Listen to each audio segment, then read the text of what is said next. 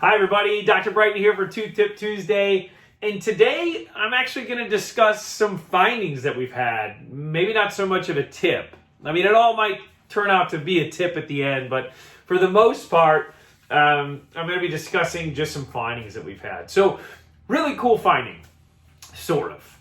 Since we've returned from COVID, we have begun the protocol of having patients pre-rinse with a 1% hydrogen peroxide solution.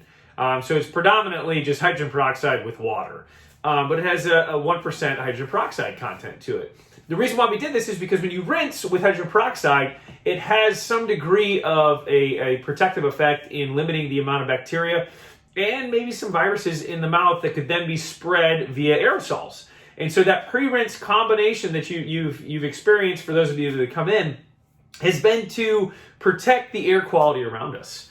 As you know, when COVID first hit, one of the concerns was aerosols in dental offices. We've discussed how that's somewhat controlled at this point in time, and it's not nearly a concern that it was.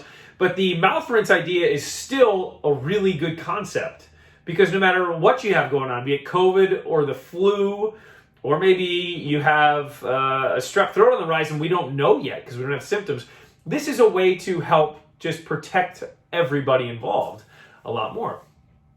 But one of the side findings that we've had, and this has been interesting, the patients that we are seeing that have missed their oral wellness visits or their typical routine with them, when they rinse with that hydrogen peroxide rinse, we as the providers are watching their mouths foam a lot.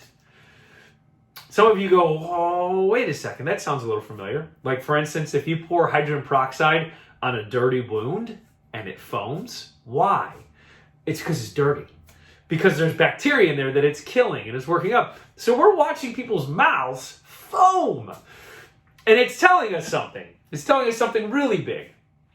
One, we need people to get their teeth cleaned. But two, you're actually seeing the evidence as to why you should be in to get your teeth cleaned. You can see it right there. It's plain as day.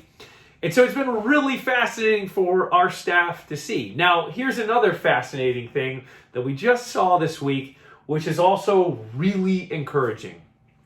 So Lisa, one of our hygienists, had a patient in and had a deep scaling done for this particular patient. They were having gum disease, active gum disease, treated through a deep scaling. And typically what you do is you divide the mouth and conquer. Essentially, you'll do one half of the mouth one day, and then you'll do the other half of the mouth a different day.